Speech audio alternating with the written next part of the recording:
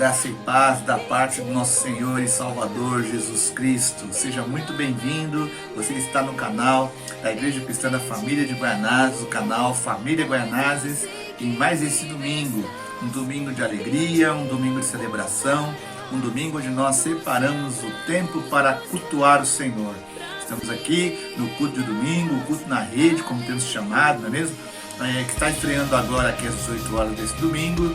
E onde nós vamos ter aqui um tempo para orar, para ouvir a palavra de Deus, para louvar ao Senhor em adoração através de cânticos. Enfim, é um tempo que nós separamos para cultuar a Deus, amém? Então não seja apenas você que vai estar assistindo esse culto, mas seja também aquele que vai prestar esse culto ao Senhor, mesmo aí no lugar onde você está, na sua casa. Nós temos ainda essa condição para estarmos aí adorando a Deus, porque Ele é digno de toda a glória, de todo louvor, de toda a adoração. Deus te abençoe, vamos continuar juntos e voltamos daqui a pouco. Até mais.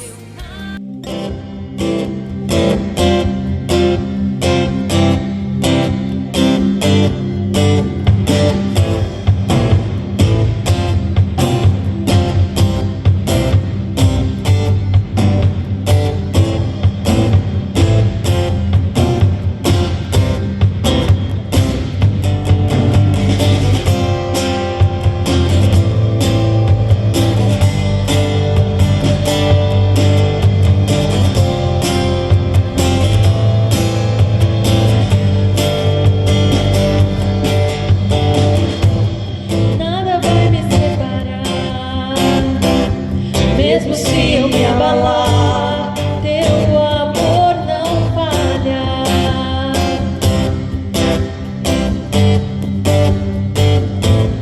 Mesmo sem merecer, sua graça se derrama sobre mim.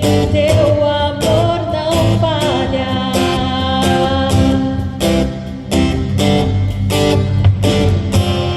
Tu és o mesmo para sempre.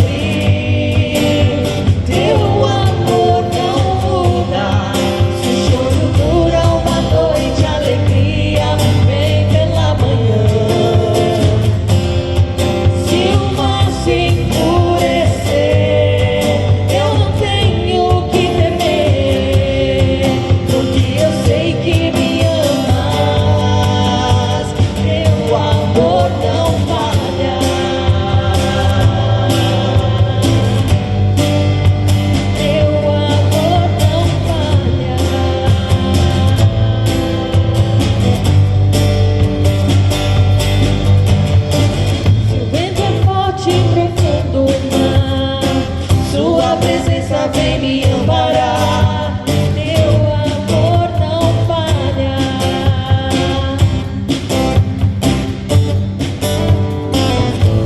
Difícil era caminhar, nunca pensei que eu fosse alcançar. Teu amor não falha.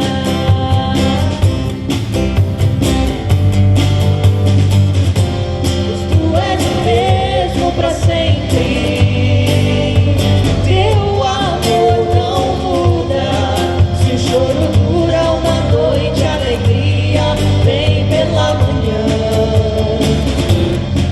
Se o mar se enfurecer,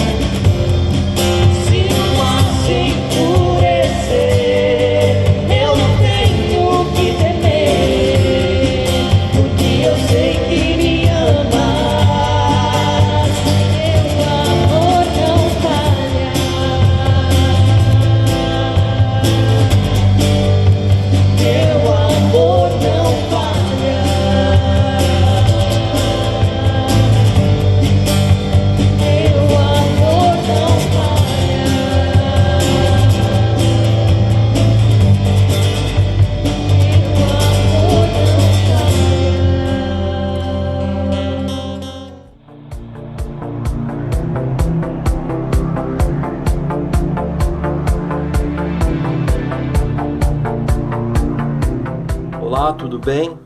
Hoje eu quero falar com vocês sobre como o Senhor Jesus nos ensina a planejar e nos organizar financeiramente. E o Evangelho de Lucas, capítulo 14, versículo 28, diz assim: Porquanto qual de vós, desejando construir uma torre, primeiro não se assenta e calcula o custo do empreendimento, e avalia se tem ou se não tem recursos, se vai ter ou não ter recursos necessários para edificá-la. E nós, de fato, desejamos, às vezes a gente almeja construir, às vezes a gente almeja comprar coisas, a gente está o tempo todo estabelecendo metas e objetivos. Isso faz parte, né? Isso faz parte da nossa vida, do nosso crescimento, do progresso, né, da nossa carreira como indivíduos. E o fato é que todas essas metas, todos esses sonhos, eles fazem parte do processo de conquista, mas eles têm que estar alinhados com a vontade de Deus.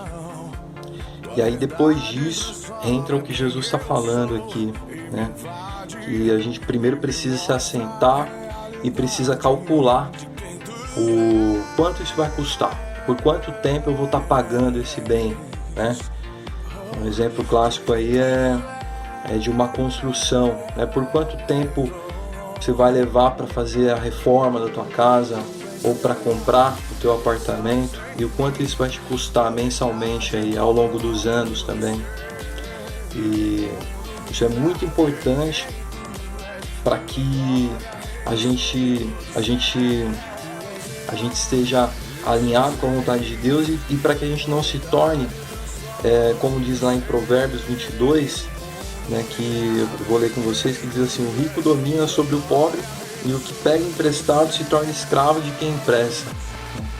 Então, muitas vezes a falta de planejamento nos leva a cair numa cadeia de dívida, de empréstimo. E quando a gente faz isso fora da vontade de Deus, sem um planejamento, sem um cálculo correto, sem um planejamento certo daquilo que a gente está fazendo, a gente se torna escravo do dinheiro. E é o que a Bíblia nos orienta a não fazer, a não servir, não ser servo de Deus e servo dos recursos, do dinheiro. E pelo contrário, o dinheiro ele tem que servir, né, a um propósito específico. A renda, o recurso que vem à tua mão, ele tem que servir a um propósito específico. E Jesus, aqui em Lucas capítulo 14, versículo 28, ele está nos ensinando a ser prudentes, ser bons mordomos dos recursos que vêm às nossas mãos, né? Então, a minha oração, o meu desejo hoje é para que o mesmo que eu espero para mim, espero para que você, meu irmão, também tenha prudência, seja um bom gestor dos recursos que vem à sua mão também. Amém? E aí, como que você se organiza? Aí cada um estabelece a melhor forma, se é numa planilha, se é num caderno, se é no aplicativo, cada um tem a melhor forma. Amém? Mas que você seja organizado e estabeleça prioridades na sua vida. E quanto as primícias, né, o Senhor nos orienta também que as primeiras coisas têm que ser para Ele, né? Então que você seja fiel e disciplinado para entregar o seu dízimo também como a primeira parte, né? Ali quando você estiver separando ali os seus recursos, que você destine a primeira parte para o Senhor. E que você seja fiel, que você seja disciplinado em dizimar e ofertar também. Amém? Então, faça a sua transferência, o seu depósito e continue sendo fiel a Ele. E você, debaixo da vontade dEle, alinhado com o propósito do Senhor, que você vai ser abençoado pela fidelidade dEle também, em nome de Jesus. Amém? Gostaria de orar. Senhor Deus, Pai, eu te agradeço, Pai, pela Tua bondade, pela Tua fidelidade, pelo Teu cuidado para conosco. Te agradeço, Pai, pelo entendimento que o Senhor nos dá. Te agradeço, Pai, pela provisão de todos os dias, pelos recursos que vêm às nossas mãos.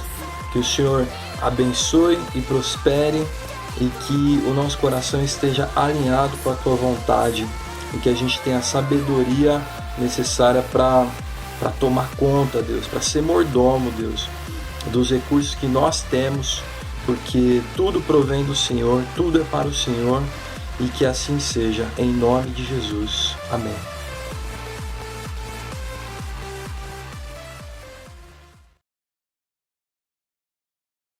A paz do Senhor Jesus! A paz do Senhor! A paz do Senhor! A paz do Senhor! A paz do Senhor! A paz do Senhor! A paz do Senhor Jesus! Quero para mim. A paz do Senhor Jesus! Do Senhor Jesus! É o que dividiremos. A paz do Senhor Jesus! A paz do Senhor Jesus! Senhor, eu quero lhe dizer que Deus gosta A paz do Senhor Jesus! de você, seja qual for a situação. A paz do Senhor Jesus! A paz do Senhor Jesus!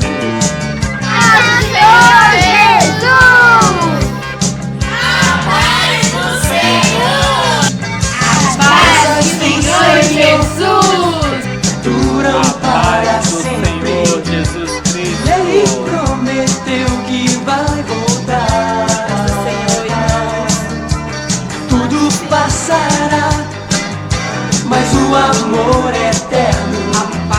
Eterno como Deus, o nosso Pai. Eu quero é lhe dizer que Deus gosta de você, seja qual for a situação. A paz do Senhor Jesus, irmãos! A paz do Senhor, igreja! A paz do Senhor. A paz do Senhor, igreja! A paz do Senhor, irmão! A paz do Senhor, irmão. Paz do Senhor! A paz, igreja, paz, igreja, paz, igreja. A paz do Senhor! A paz do Senhor Jesus! Paz do Senhor, irmão. A paz do Senhor Jesus! Paz do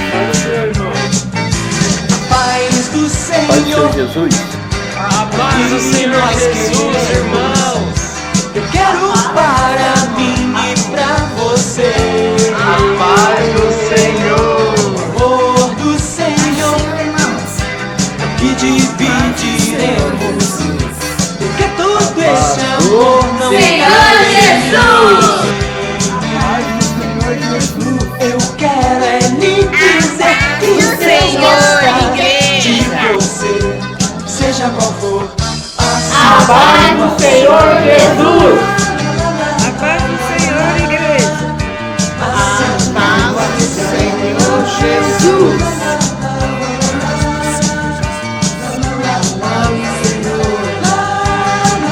A paz do Senhor! A paz do Senhor Jesus, igreja!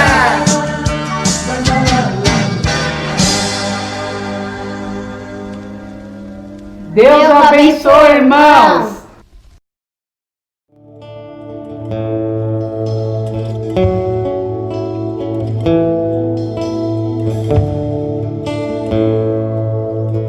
Rei do meu coração, seja minha fortaleza, minha fonte eterna é, oh, minha canção. Rei do meu coração,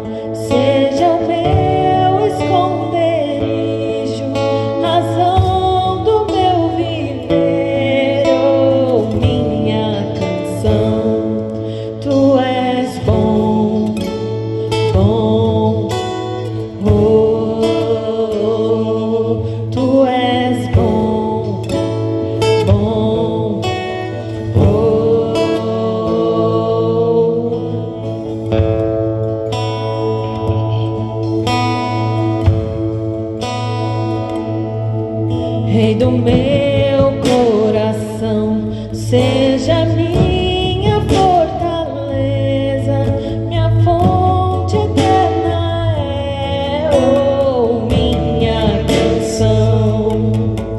Rei do meu coração, seja o meu esconderijo, razão do meu viver, oh, minha canção. Tu és bom, bom, oh,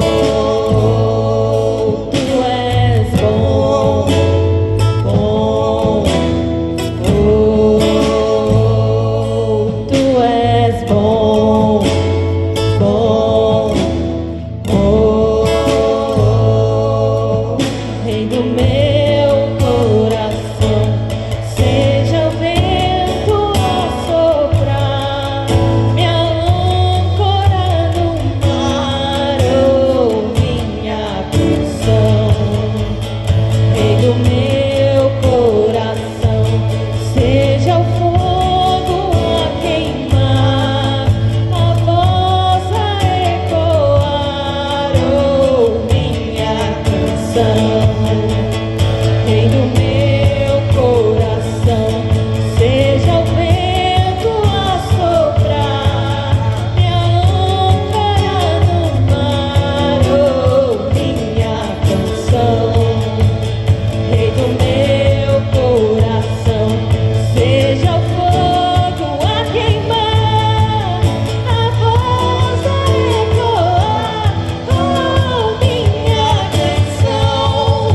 Tu és bom, bom, bom, tu és bom, bom, bom, tu és bom, bom, bom, tu és bom,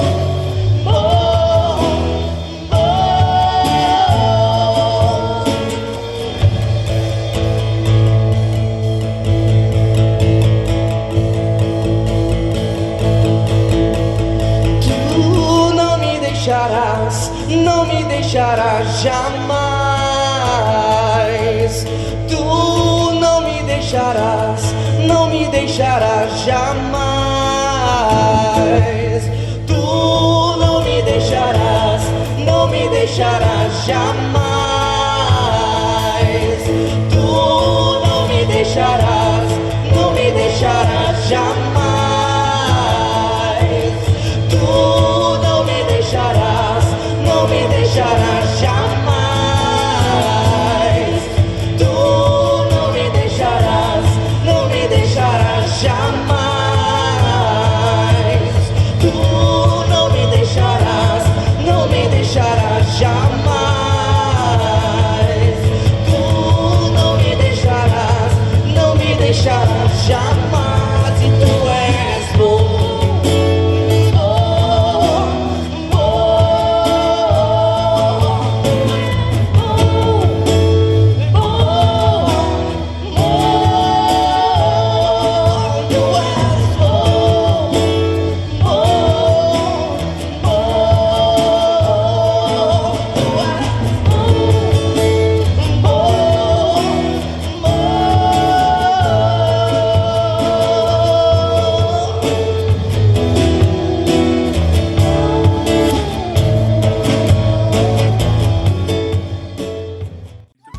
Como é bom podermos ter essa oportunidade de adorar o Senhor, aquele que vive eternamente e que reina para sempre.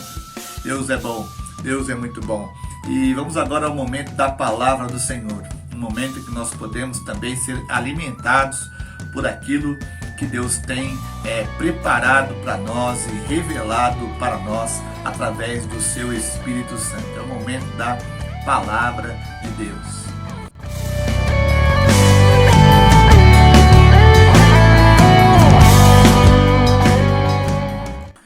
E a palavra que vamos compartilhar hoje tem como título Força e Fraqueza.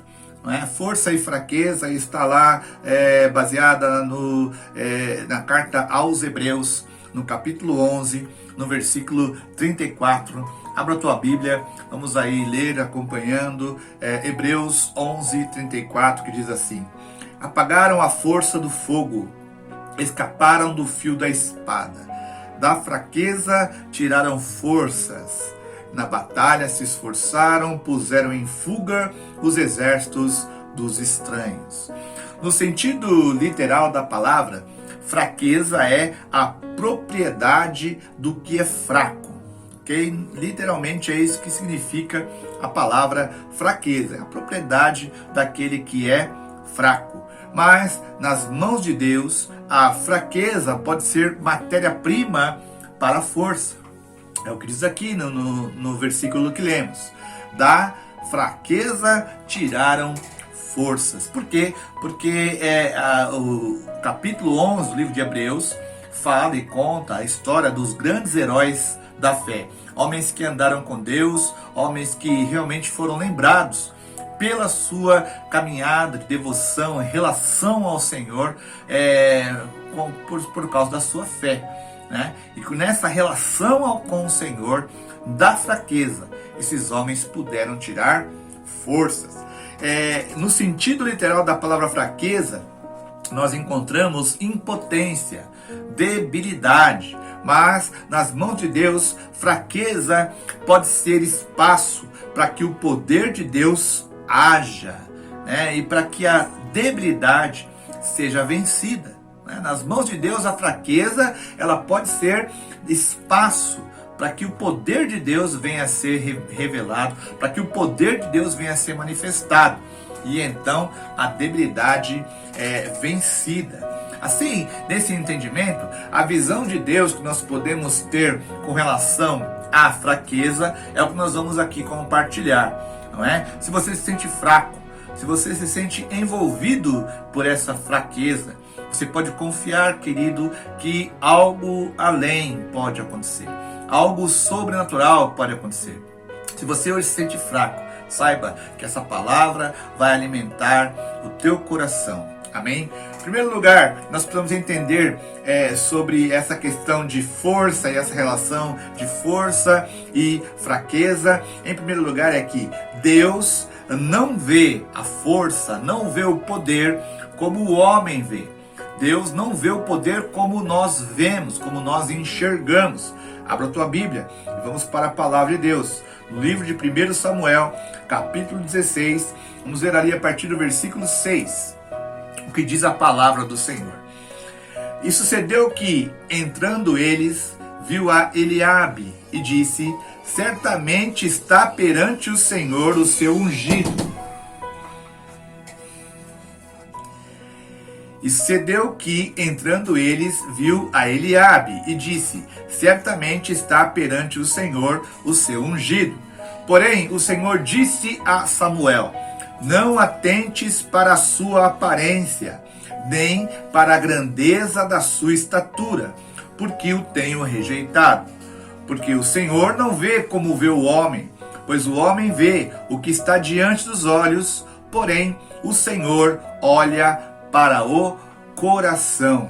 Versículo 8. Então chamou Jessé a Abinadab e o fez passar diante de Samuel, o qual disse: nem a esse tem escolhido o Senhor. Então Jessé fez passar a Samá, porém disse: tampouco a este tem escolhido o Senhor. Assim fez Jessé passar os seus 7 filhos diante de Samuel. Porém Samuel disse a Jessé: o Senhor não tem escolhido a estes. Disse mais Samuel a Jessé: acabaram-se os moços? E disse: ainda falta o menor, o caçula, o mais novo, o mais fraco, diante do entendimento desse pai Jessé. Ainda falta o menor, que está apacentando as ovelhas. E disse, pois, Samuel a Jessé: manda chamá-lo, porquanto não nos assentaremos até que ele venha aqui. Versículo 12. Então mandou chamá-lo e fê-lo entrar, e era ruivo e formoso de semblante e de boa aparência. Disse: Senhor, levanta-te e unge-o, porque é este mesmo. Então Samuel tomou o chifre de azeite e ungiu-o no meio de seus irmãos. E desde aquele dia, o Espírito do Senhor se apoderou de Davi. Então Samuel se levantou e foi a Ramá. Vamos entender então o contexto dessa passagem que lemos. Deus envia Samuel numa missão de ungir um novo rei sobre Israel. E o envia para a casa de Jessé, o belemita. E entre os filhos de Jessé, Samuel encontraria esse novo rei de Israel. Chegando na casa de Jessé, Samuel vê Eliabe, o seu primogênito, talvez ali o mais velho, né? Então o mais forte, aquele que seria bonito, né? E ele pensa, é esse mesmo, porque olha só a aparência desse homem. Ele tem cara de rei, ele tem jeito de rei, ele tem postura de rei. Deve ser esse mesmo. Porém, Deus já logo o repreende, né? E diz, olha, não atente para a sua aparência e nem para a grandeza de sua estatura. Pelo jeito, Eliabe, ele era um cara marrudão, forte, né?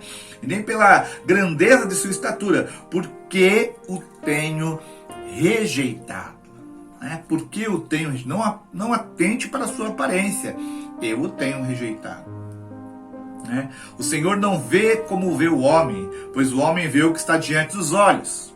Olha aqui uma relação importante para entendermos essa questão de o que é fraco e o que é forte. Deus não vê o que está diante dos olhos, porém o Senhor olha para o coração. Okay? Será que para Deus é bonito ser feio? Acredito que não tem muito a ver isso aí, né? Claro que não. Deus fez todas as coisas como devem ser. E todos nós somos criados por Deus. E Deus é que faz todas as coisas belas, segundo o nosso padrão de beleza, né? Ou não, Deus faz e criou todas as coisas. Poderia ser Eliabe? Sim. Só porque ele era bonito, grande e de boa estatura? Não. É aí que é o ponto. Não. É aí que corremos o risco sério de errar.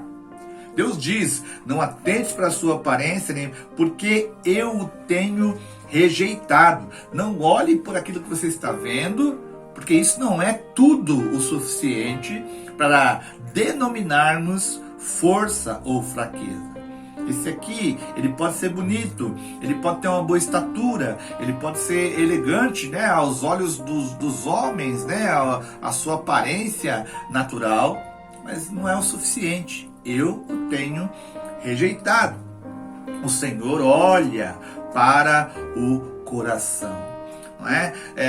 Apenas pelo fato de sua estatura e beleza, né? E se Samuel olhasse somente para aquilo, para trazer juízo, ele julgaria já de cara que Eliabe seria forte, capaz de reinar sobre Israel. Mas Deus vê o coração, Deus olha para o interior. Com certeza havia alguma coisa no coração de Eliabe e de todos os outros irmãos de Davi que fez com que Deus os rejeitasse. Alguma coisa havia ali, né? Mas Samuel não conseguia enxergar aquilo. Para Samuel, para os olhos humanos de Samuel, era o suficiente ele ser grande, ele ser bonito, ele ser forte. Mas Deus não vê assim. Então a maneira como que Deus vê força e fraqueza, muitas vezes é distinta da maneira como nós podemos enxergar força e fraqueza. Esse é o primeiro entendimento que nós temos que ter aqui com relação a esse assunto. Olha só, continuando ali, no livro de 1 Samuel, capítulo 17, vamos ler ali a partir do versículo 13. Vamos ler o versículo 13, que diz assim, olha: foram-se os 3 filhos mais velhos de Jessé, e seguiram a Saul à guerra. E eram os nomes dos seus 3 filhos que foram à guerra. Ele tinha 7, né? Aqui mandou 3. Eliabe, o primogênito, o mais velho, esse aí mesmo que Deus rejeitou. O segundo, Abinadab. E o terceiro, Samá. houve guerra em Israel. Saul, como já tinha sido dito por Samuel, né? Olha, vocês vão querer um rei, o rei ele vai convocar os seus filhos para a guerra e eles serão obrigados a ir. Aquela palavra aí, um pouco atrás, no livro mesmo de Samuel, que foi declarada pelo profeta, está sendo agora aí, claro, consequentemente acontecendo, né? Então, Jessé manda 3 filhos para a guerra. Dos 7, Jessé manda 3 filhos para a guerra. Estavam eles lá, né, já alistados, né, já convocados, já participando ali das batalhas. Quando acontece aquele episódio bem conhecido por todos nós, né, quando Golias desafia o exército de Israel. Né? E a Bíblia fala que ele fica então 40 dias ali desafiando o exército de Israel para ver se alguém poderia então aceitar o seu desafio. Quem estava lá? Os 3 filhos de Jessé. Andando mais um pouco à frente, no capítulo 17 mesmo, mas no versículo 28, nós vemos também aqui que Jessé envia Davi para o campo de batalha, para levar ali uma marmita, para levar ali alimento, né, para os seus 3 irmãos que estavam lá na guerra. Eu já identifico aqui que parece que Jessé tratava esses filhos, né, de uma maneira diferenciada. Ele até pede para que Davi leve um pouco de queijo lá para um dos capitães, né? Isso é suborno, na verdade, né? Ele dá um suborno lá para o capitão deixar que Davi levasse essa comida para os seus irmãos. A gente vê aqui como que o Jessé parecia que ele tratava os seus filhos, e esses 3 filhos até, né, de maneira diferenciada, né? Como fossem mimados mesmo pelo seu pai.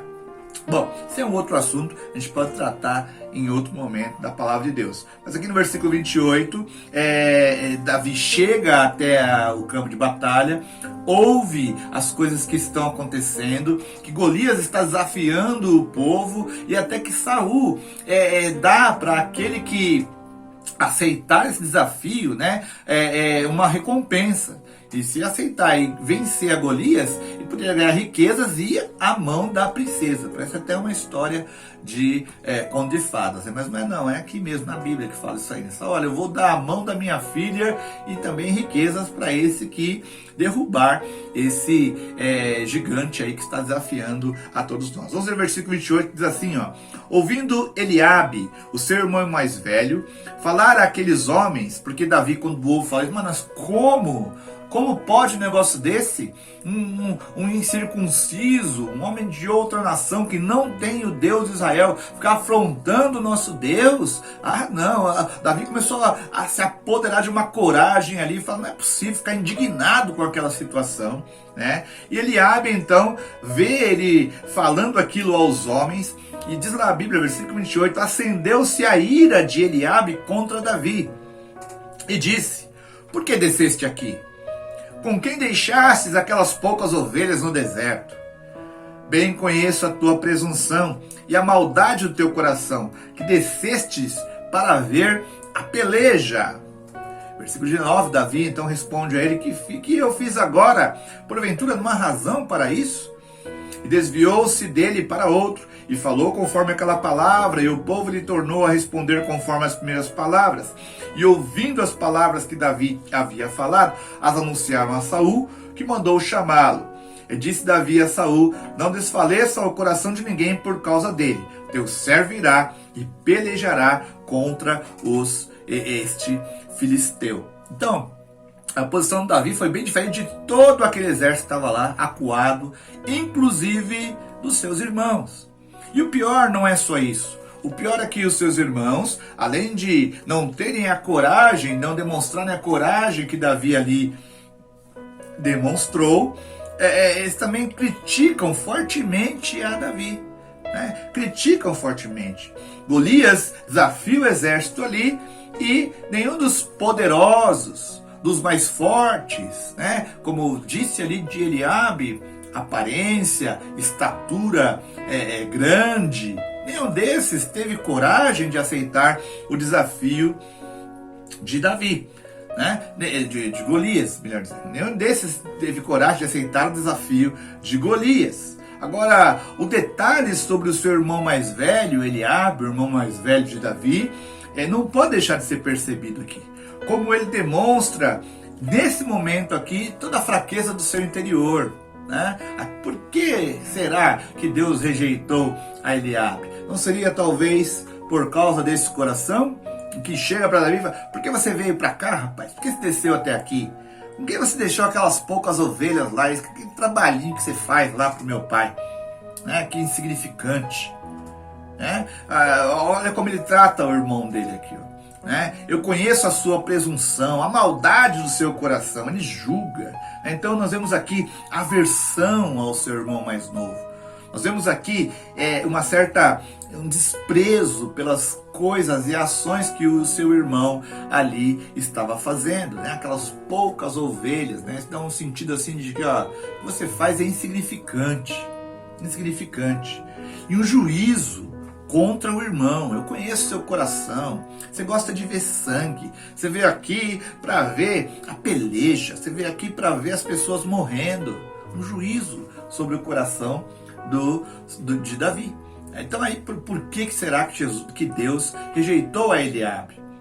Não foi porque simplesmente ele era bonito, e nem só porque ele era bonito que ele deveria ser aceito. Deus já o tinha rejeitado. Mas nós não. Nós vemos e temos um juízo de que conforme a aparência da pessoa, conforme aquela pessoa demonstra no seu exterior, assim nós já podemos colocar ali um juízo. Essa é forte, essa deve ser poderosa, né? Ou então, isso aqui é fraquinho, viu? Isso aqui não vai dar em nada, né? Esse não tem nada para me oferecer, esse não tem nada para oferecer à sociedade, ou seja lá como fosse. Okay? Deus vê essa relação de força e fraqueza de uma maneira diferente do que o homem pode enxergar. Amém?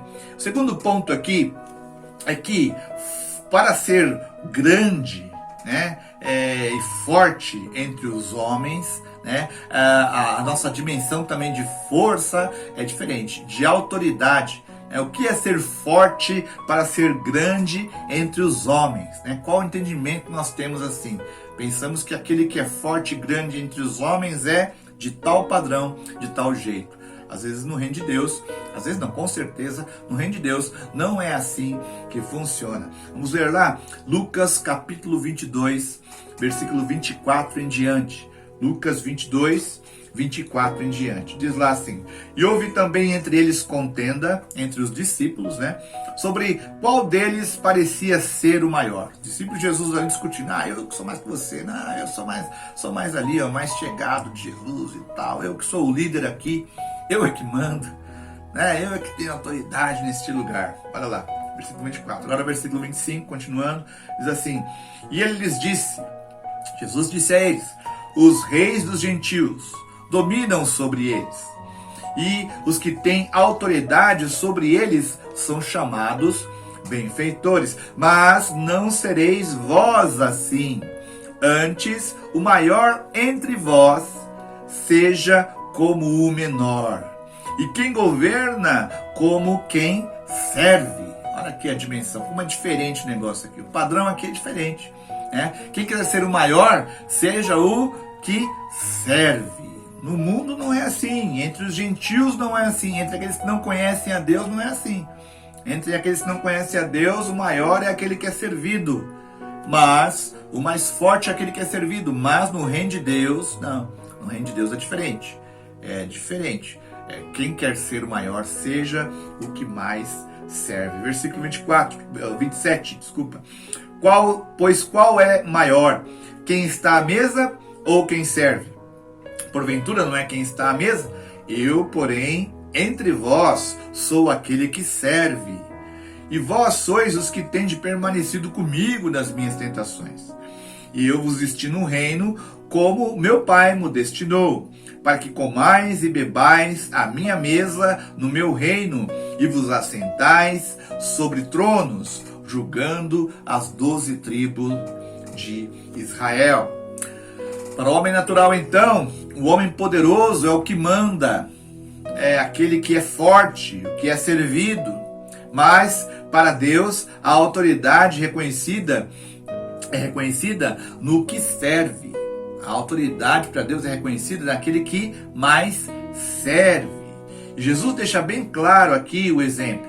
Quando você chega num ambiente e vê uma pessoa sentada ali à mesa, né, e a outra servindo esta mesa, logo você pensa que o mais poderoso e forte e o que domina é aquele que está sentado à mesa.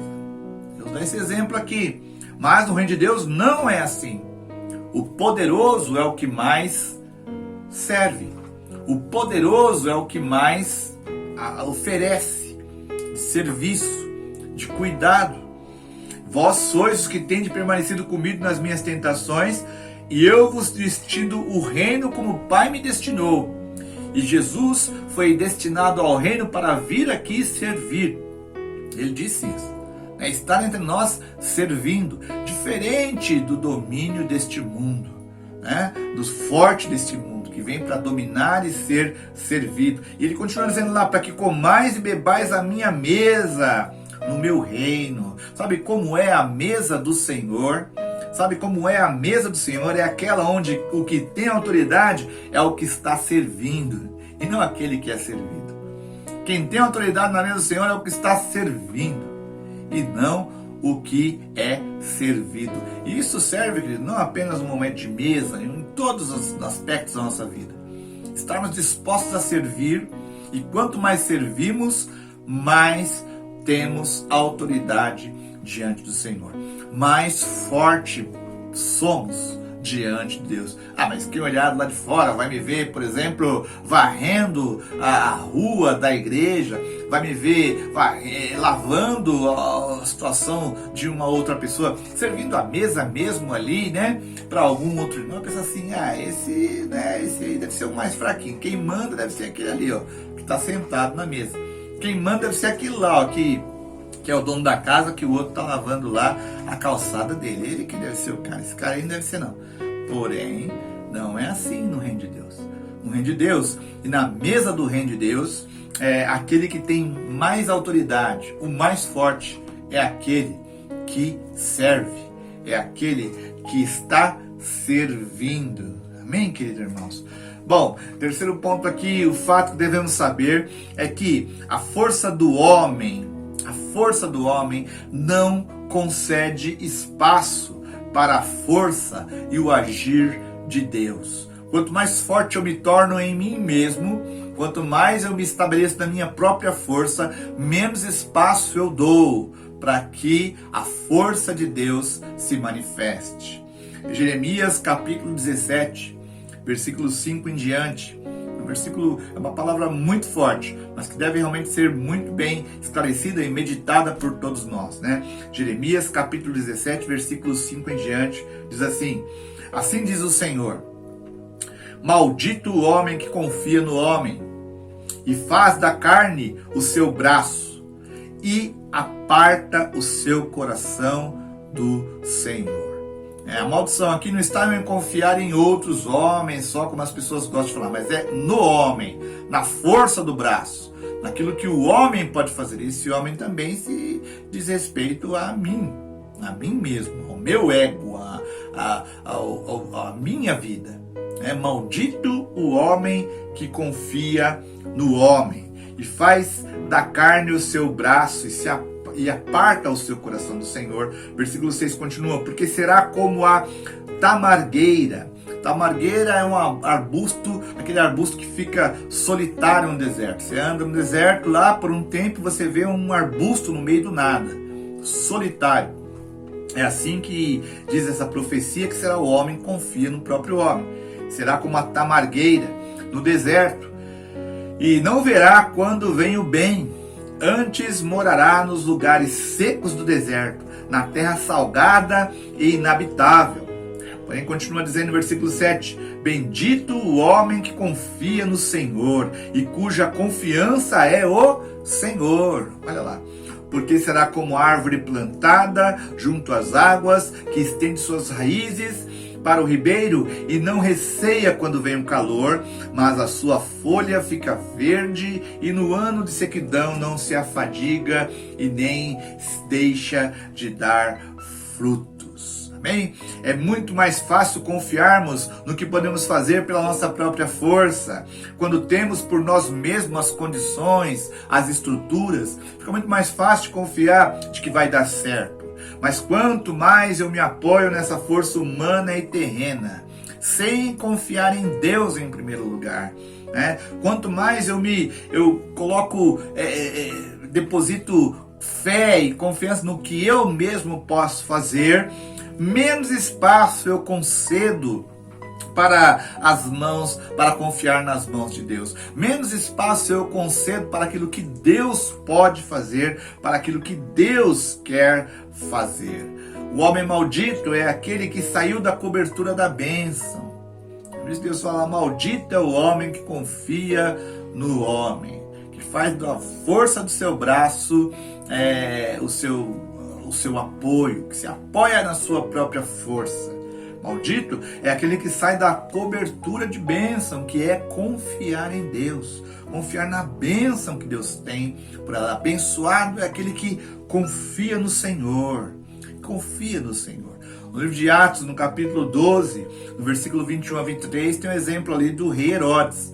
O rei Herodes, que Herodes era ali uma qualificação, né? Assim como César, assim como Kaiser, era também Herodes. Então esse Herodes aqui, um desses reis de Israel, que era um boneco que Roma colocava ali para dizer que o povo tinha um governante, mas na verdade ele não mandava nada.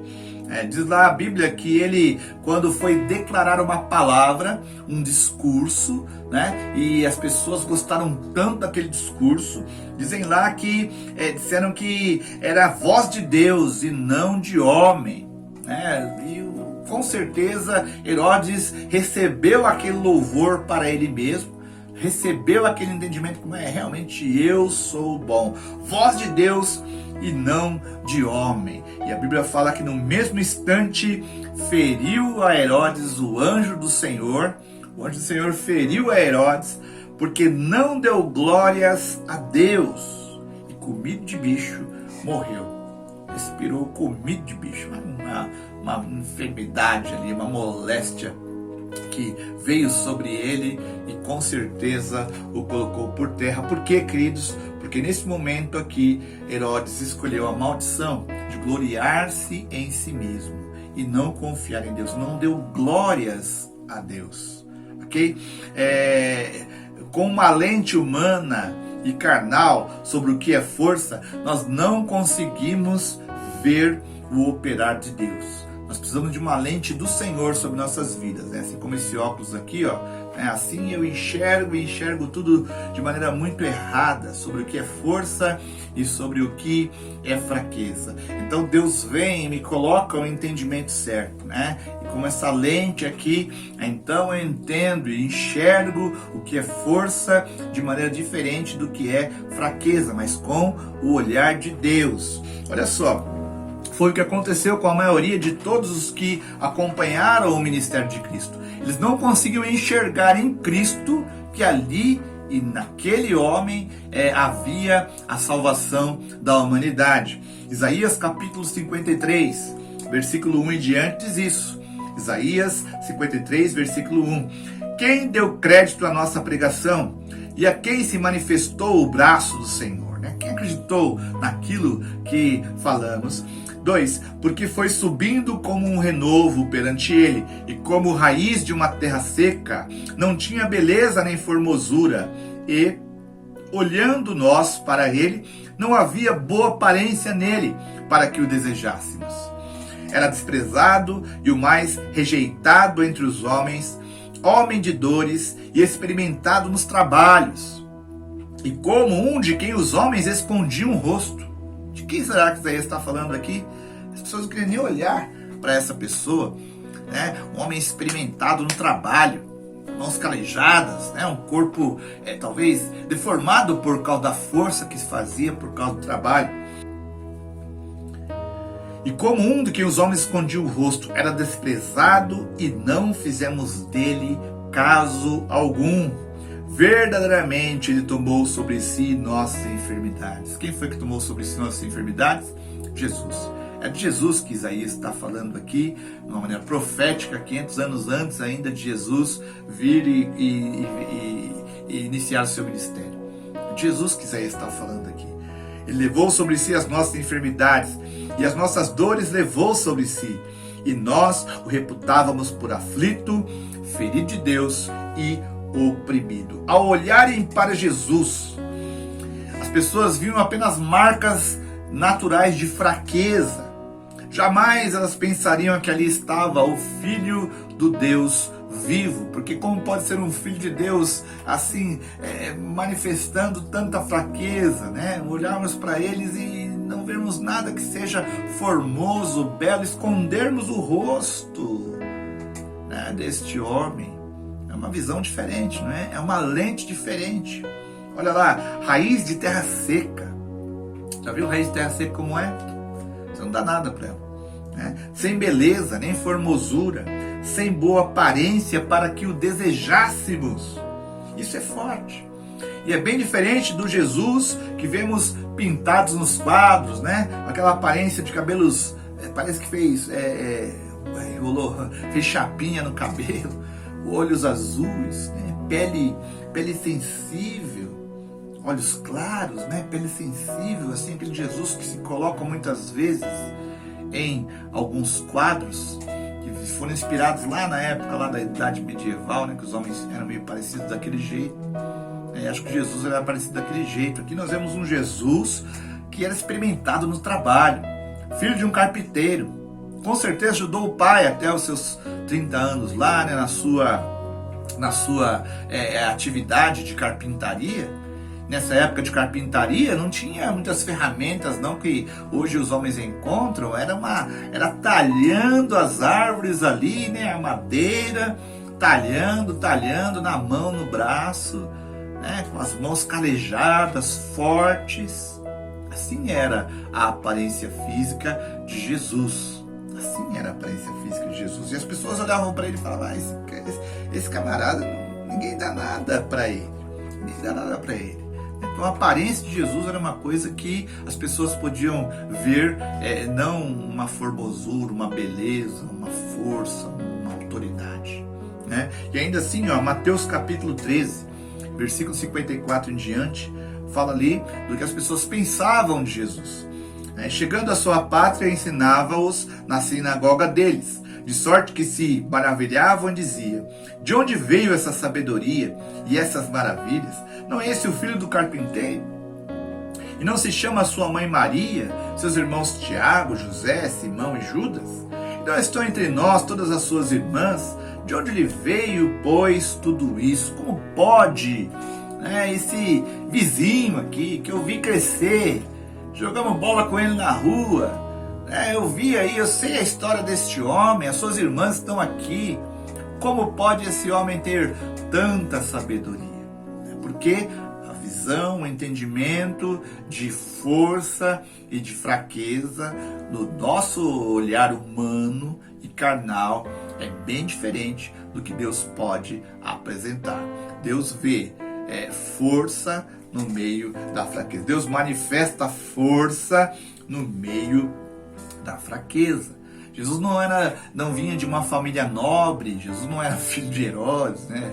Não tinha nem como ser, né? Ele não tinha status de poderoso, né? As pessoas viam aquilo, julgavam incapaz que ele fosse um instrumento de Deus, né? Talvez você se sinta assim hoje, olhando para você mesmo, olhando para o mundo e vendo as circunstâncias da vida, as situações que acontecem.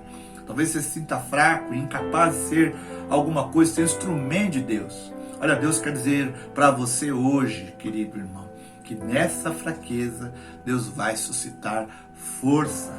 Deus quer te levantar nessa geração para que você seja mesmo a voz do Senhor, para que você seja mesmo um grande testemunho de bênção e de bom êxito, mesmo quando todos olharem para você e julgarem que você é incapaz e julgarem que você não tem condições.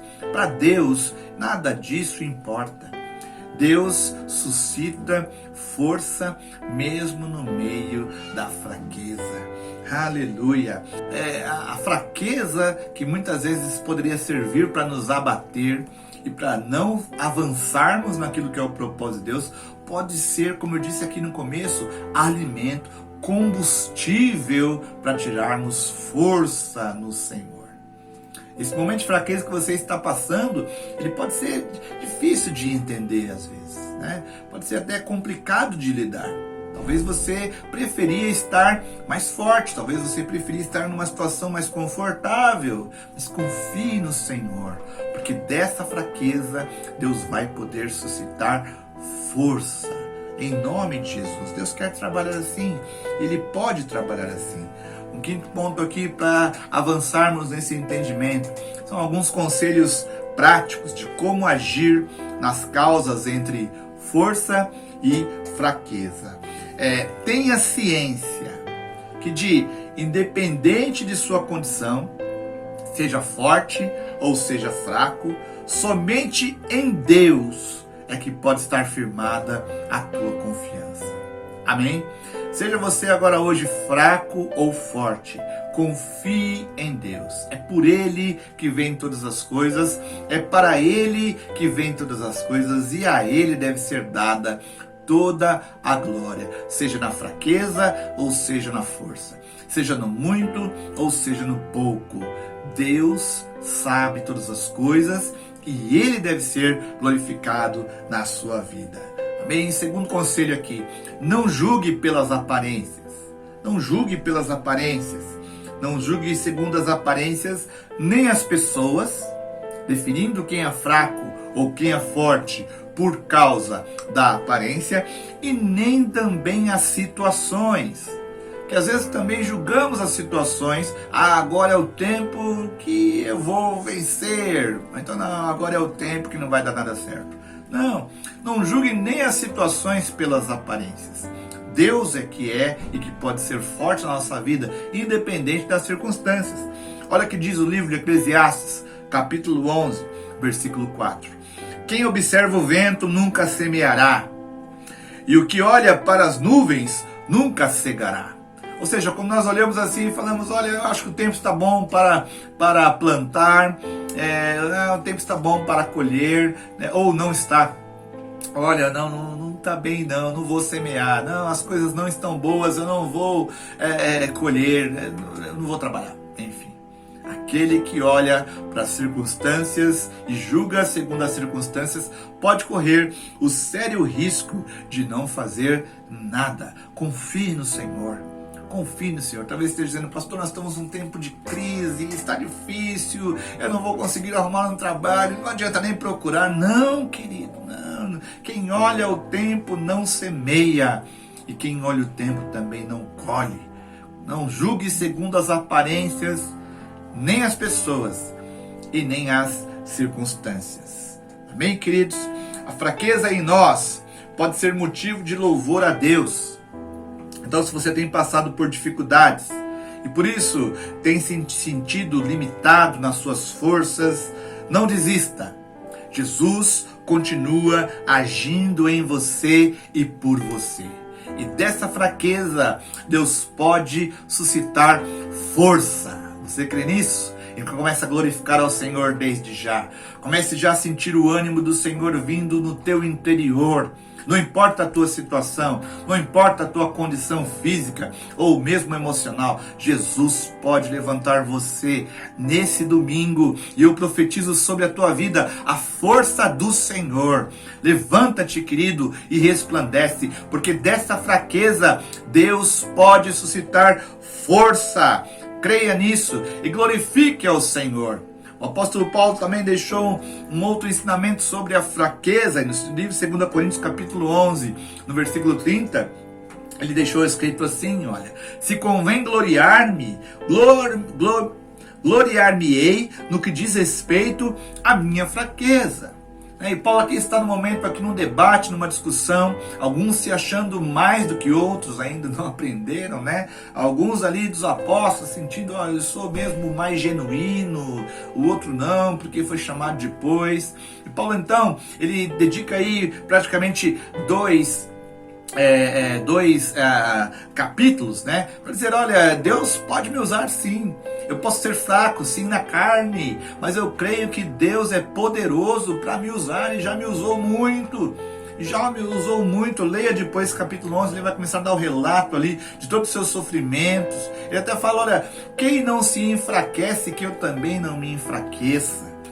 Eu sou mesmo talvez fraco, mas ainda nessa fraqueza, depois no capítulo 12 ele traz então uma revelação dizendo que subiu ao terceiro céu e viu coisas que não dá nem para dizer para os homens, né? Apesar de tudo isso, apesar da sua fraqueza, Deus manifestou força através da vida do apóstolo Paulo, que se entregou ao Senhor e foi um grande instrumento nas mãos do Senhor.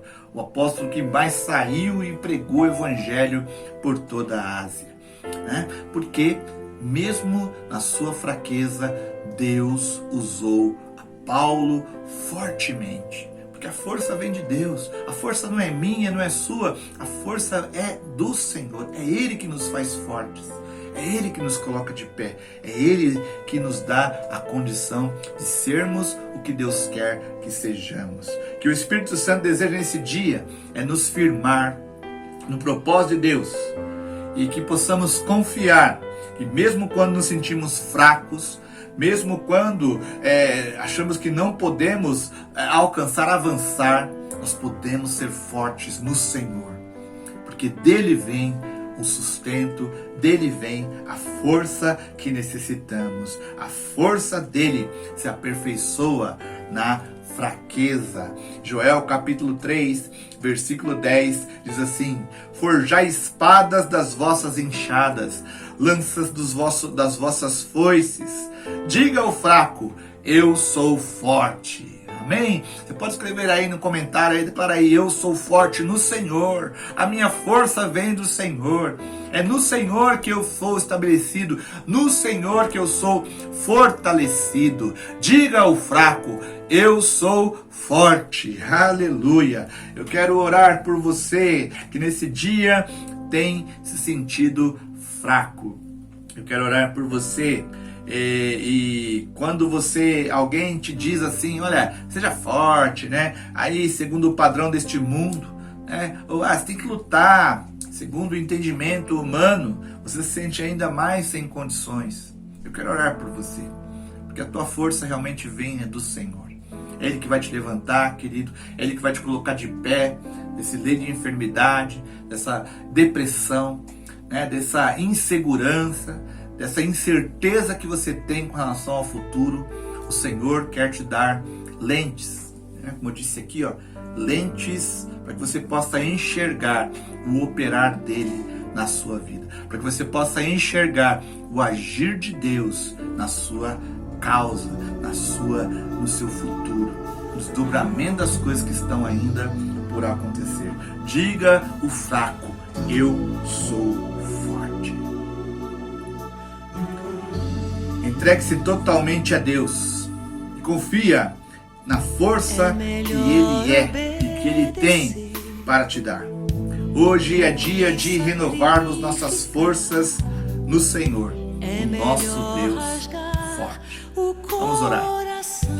Senhor, em nome de Jesus, Pai, nós estamos na Tua presença, nesse dia especial que o Senhor preparou para nós. Deus, nós estamos, Pai, diante do Senhor, um Deus que é forte e poderoso, o único Deus digno de toda a glória, de toda a honra, de todo louvor, o único Deus capaz de salvar, de levantar aquele que está abatido.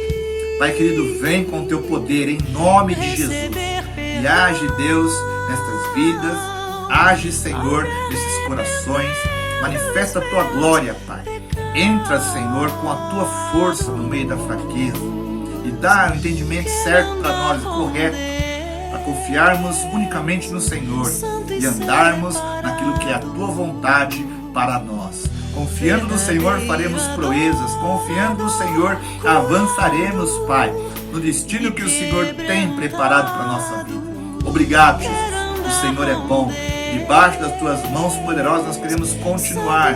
Não queremos sair, Deus, debaixo da tua bênção. Não queremos, Senhor, ser contado como um povo maldito que não confia no Senhor e confia no seu próprio braço. Não, nós queremos confiar em Deus, confiar na força do Senhor e na força do Senhor avançarmos no teu propósito, para a glória e honra do teu santo nome, Pai. Então abençoa cada um dos meus irmãos, Pai querido.